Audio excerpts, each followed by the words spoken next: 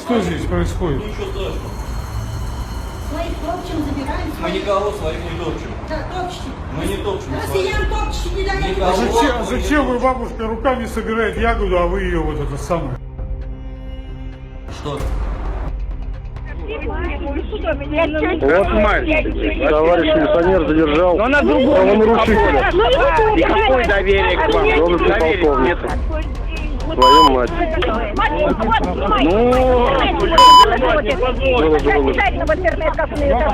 Смотри, что делает, А вот, говорю, в щит дашь, как не сядешь. Я только подошла, руку. Смотри, что делает, а?